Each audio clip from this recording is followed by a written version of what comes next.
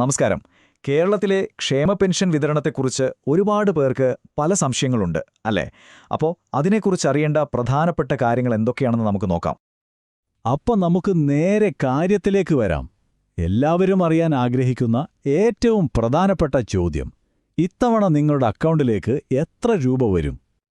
ഉത്തരം ഇതാണ്: 3600 രൂപ. അതെ, ഓരോ ഗുണഭോക്താവിനും ഈ മാസം അക്കൗണ്ടിൽ വരാൻ പോകുന്നത് 3600 രൂപയാണ്. ഇത് ശരിക്കും പലർക്കും വലിയൊരു ആശ്വാസമാണ്, അല്ലേ? അപ്പോൾ ഇതെങ്ങനെയാണ് കിട്ടുന്നതെന്ന് നമുക്ക് വിശദമായിട്ട് നോക്കാം. ഓക്കെ, അപ്പോൾ ഈ 3600 രൂപ എങ്ങനെയാണ് കണക്കാക്കിയിരിക്കുന്നത്? ഇതൊരു പുതിയ ഒറ്റത്തവണ തുകയാണോ? അല്ല, അതിനൊരു കണക്കുണ്ട്. നമുക്കതൊന്ന് വ്യക്തമാക്കാം. ഈ തുകയ്ക്ക് ശരിക്കും രണ്ട് ഭാഗങ്ങളുണ്ട്. ഒന്ന്, നവംബർ മാസത്തെ പുതുക്കിയ പെൻഷൻ തുകയായ 2000 രൂപ. അതോടൊപ്പം പഴയ കുടിശ്ശികയുടെ അവസാന ഘടുവായ 1600 രൂപയും. ഇത് രണ്ടും കൂടിച്ചേരുമ്പോഴാണ് നിങ്ങൾക്ക് ആകെ 3600 രൂപ കയ്യിൽ കിട്ടുന്നത്. ഇപ്പോൾ ക്ലിയർ ആയില്ലേ? ഇതിലെ ഏറ്റവും പ്രധാനപ്പെട്ട ഒരു കാര്യം എന്താണെന്ന് വെച്ചാൽ, ഈ പേയ്മെൻറ്റോടുകൂടി ഇതുവരെ ഉണ്ടായിരുന്ന എല്ലാ കുടിശ്ശികയും തീരുവാണ്. അതായത് ഫുൾ സെറ്റിൽഡ്. ഇനി പഴയ പൈസയൊന്നും കിട്ടാനില്ല. ഇത് ശരിക്കും ഒരു വലിയ ആശ്വാസം തരുന്ന വാർത്തയാണ്.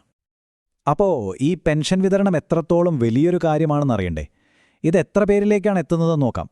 ഇത് 1-2 ലക്ഷം ആളുകളുടെ കാര്യമല്ല, അതിലും എത്രയോ വലുതാണ്. കണക്കുകൾ നോക്കിയാൽ 63,77,935 പേർക്കാണ് ഈ മാസം ക്ഷേമ പെൻഷൻ ലഭിക്കുന്നത്.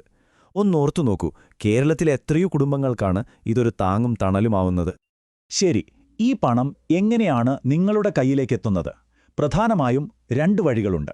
ഒന്നുകിൽ നിങ്ങളുടെ ബാങ്ക് അക്കൗണ്ടിലേക്ക് ഗവൺമെന്റ് നേരിട്ട് പണമിടും. അതല്ലെങ്കിൽ സഹകരണ ബാങ്കുകളിലെ ജീവനക്കാർ പണവുമായി നിങ്ങളുടെ വീട്ടിലേക്ക് നേരിട്ടെത്തും. തീർച്ചയായും ഇത്രയും ലക്ഷം ആളുകൾക്ക് പണം കൊടുക്കുമ്പോൾ സർക്കാരിന് നല്ലൊരു സാമ്പത്തിക ഭാരം വരും, അല്ലേ? ഈ പെൻഷൻ കൂട്ടിയതുകൊണ്ട് എത്രയാണ് അധിക ചെലവ് വരുന്നതെന്ന് നമുക്കൊന്ന് നോക്കാം. ഇതൊന്ന് നോക്കൂ. മുൻപ്, അതായത് ഈ വർധനവിന് മുൻപ്, ഒരു മാസം പെൻഷൻ കൊടുക്കാൻ ഏകദേശം 900 കോടി രൂപയായിരുന്നു ചെലവ്. എന്നാൽ ഇപ്പോഴോ അത് 1050 കോടിയായി ഉയർന്നു. അതായത് ഓരോ മാസവും 150 കോടി രൂപയുടെ അധിക ചെലവ്. ചെറിയ തുകയല്ല, അല്ലേ? ഈ സർക്കാർ അധികാരത്തിൽ വന്നതിനുശേഷം ഇതുവരെ ക്ഷേമ പെൻഷനായി മാത്രം ചെലവഴിച്ച ആകെ തുക എത്രയാണെന്നറിയാമോ?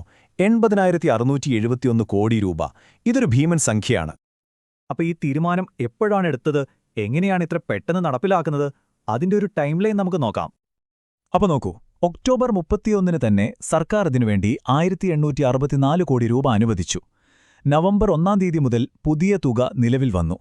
ഇനിയിപ്പം നവംബർ 20 മുതൽ പണം എല്ലാവരിലേക്കും എത്തിത്തുടങ്ങും. വളരെ വേഗത്തിലുള്ള നടപടികളാണല്ലേ? ഇവിടെ ശ്രദ്ധേയമായ ഒരു കാര്യം, ഈ ക്ഷേമ പെൻഷൻ വർധനവ് പ്രഖ്യാപിച്ചത് തദ്ദേശ തെരഞ്ഞെടുപ്പിന് തൊട്ടു മുൻപായാണ് എന്നുള്ളതാണ്. അപ്പോൾ നമ്മൾ ഇത്രയും നേരം സംസാരിച്ചതിൽ നിന്ന് ഓർത്തിരിക്കേണ്ട പ്രധാന കാര്യങ്ങൾ എന്തൊക്കെയാണ്? ഒന്നുകൂടി പെട്ടെന്ന് നോക്കാം. 1. നിങ്ങൾക്ക് കിട്ടുന്നത് 3600 രൂപ. 2. ഇതോടുകൂടി കുടിശ്ശികയെല്ലാം തീർന്നു. 3. സർക്കാരിന് ഇനി ഓരോ മാസവും 1050 കോടിയാണ് ചെലവ്. 4. 63 ലക്ഷത്തിലധികം ആളുകൾക്ക് ഇതിന്റെ ഗുണം കിട്ടും. അപ്പോൾ എല്ലാം പറഞ്ഞു നിർത്തുമ്പോൾ നമ്മുടെ മനസ്സിൽ ഒരു വലിയ ചോദ്യം ബാക്കിയുണ്ട്. ആളുകൾക്ക് പെൻഷൻ കൂടുതൽ കിട്ടുന്നത് നല്ല കാര്യം തന്നെ. പക്ഷേ സർക്കാരിന് ഈ വർദ്ധിച്ച സാമ്പത്തിക ഭാരം ദീർഘകാലത്തേക്ക് ഇങ്ങനെ തന്നെ കൊണ്ടുപോകാൻ പറ്റുമോ? എന്താണ് നിങ്ങൾക്ക് തോന്നുന്നത്? ഈ ഒരു ചോദ്യത്തോടെ നമുക്ക് നിർത്താം.